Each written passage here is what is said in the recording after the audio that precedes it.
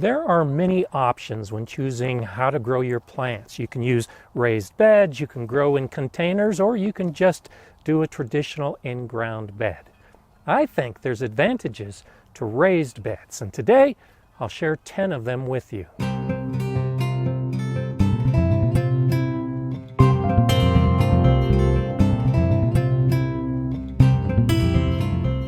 Hi, I'm Gardener Scott, and I do many different types of gardening in many different ways. I'm surrounded by raised beds in my vegetable garden. I also grow in containers and in the ground. A lot of it depends on the plant and what kind of effort I'm going to make for those plants. Overall, my preference tends to be for raised beds, and here's why. First, the variety of beds that you purchase or make really allows you to customize your garden. I have these two raised beds right here made out of galvanized metal tanks where I've got my horseradish and I've got some of my mint.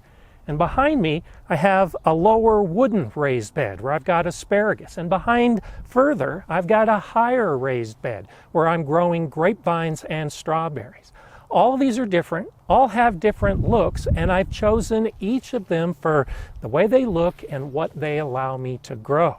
That ability to customize your garden with raised beds really can't be equaled by another method. I find that if you're growing in a series of raised beds like I am in my vegetable garden, it really makes planning easier. Planning for the plants of that growing season. Especially if you're practicing crop rotation, well, you can identify this bed as 1 and 2 and 3 and 4 and 5 and 6, and then in a plan actually have 6 years of how you're going to move your plants around. This year, I've got my garlic in this bed. We'll call it bed number 1. But last year, I was growing my garlic in the bed over there. We'll call that bed number 4.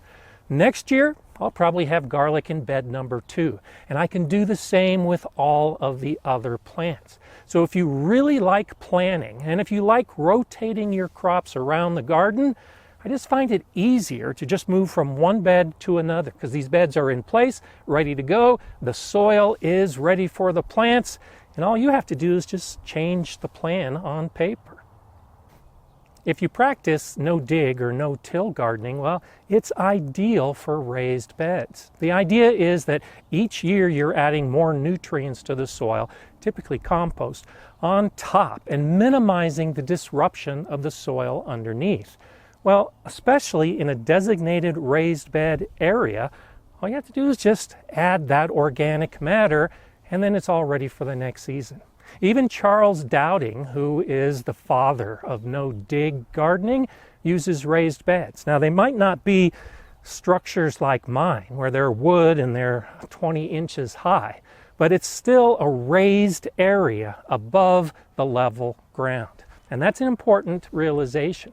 You don't have to have a bed that looks like these to do raised bed gardening. You can just mound up your soil, or in this case, the organic matter, and keep it in a nice confined area, and that's where you're growing your plants. If you're concerned about diseases on your plants, well, that may be another reason to consider raised beds. Very common diseases like powdery mildew can often be controlled by just increasing the air circulation around the plants. And because these raised beds are raised and separated, they're getting much more airflow, more circulation around the plants than an in-ground bed where everything is planted close together. So one way to cut down on disease and improve air circulation is to do like I do and grow your vegetables in raised beds. I'm often asked for a solution by gardeners who want to grow, but they have contaminated soil, or maybe they just have a concrete pad, or maybe they have an area that's just inundated with tree roots. Well, raised beds can be the solution there, because if you put a raised bed like this on top of any surface, well, the depth of this bed, once you fill it with good soil, allows you to grow just about anything you want. And the plants in these beds won't be impacted by the concrete underneath, the contaminated soil, or the tree roots. So if you have a limited space in the sun where you want to grow something, but what's underneath really isn't that good, build on top of that, and you might really expand your options. There are many reasons why we might want to cover our plants during the growing season. During early spring, we might want hoops and plastic to warm the soil and keep the plants warmer at night if a frost threatens.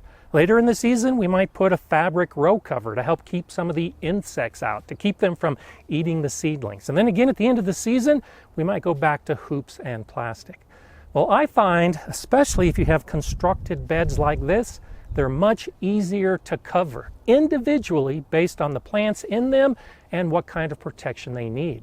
I have pre-cut plastic and pre-cut fabric that I just pull out of my shed, and it's all ready for whatever bed I want to put it on. You can cover plants in an open garden, but the ability to really focus that cover based on the plant's needs, I think, are superior with raised beds. I grow a lot of strawberries in these taller beds, and slugs love strawberries.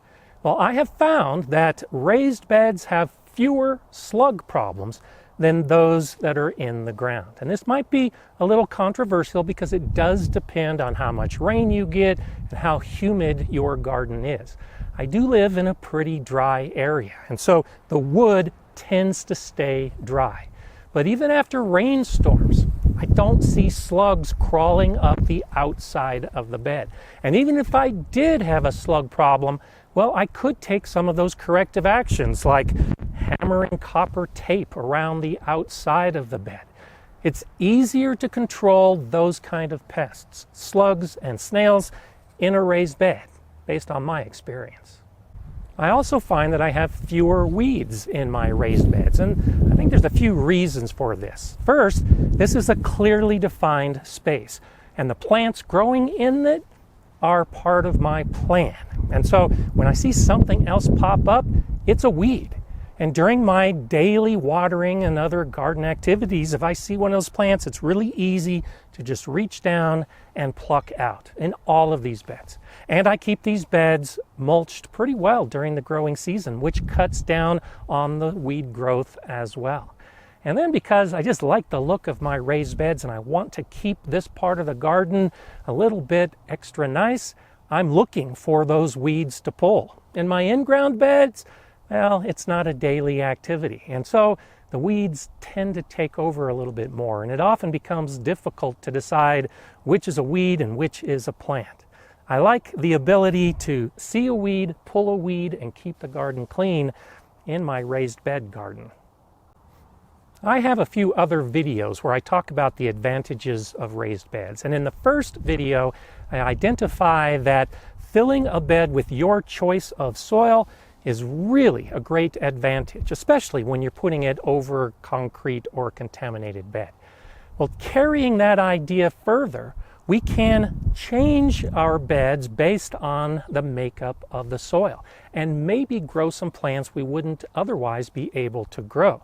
You don't have to have the same soil in every single bed like you would in the ground. So while I'm growing my garlic in this bed this year, maybe in the future I might want to grow blueberries, which require an acidic soil, and I don't have acidic soil in my area.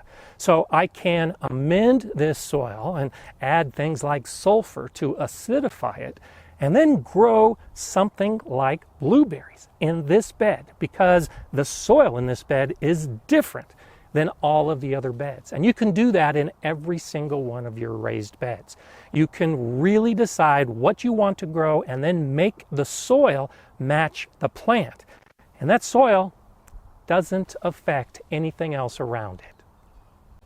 That idea that each of your beds is unique carries over to when you have problems with your plants. If you've got a pest or a disease that's attacking the plants in this bed, well, you might be able to confine that problem to this bed. If it's a pest that's laying eggs in the soil and then emerging and eating the seedlings, well, by dealing with the problem in this bed, you can probably keep it from spreading. And the same with disease. If you encounter disease in a bed, Well, you can quarantine that bed without infecting the rest of your plants around your garden. That's not as easy to do in an open in-ground space. But in raised bed gardening, you can treat each bed individually for the advantages, but also for the problems. These are 10 additional reasons why I think raised beds are better than some of the other options. And if you want to check out one of those earlier videos, go ahead and click on it now. I'm Gardener Scott. Enjoy gardening.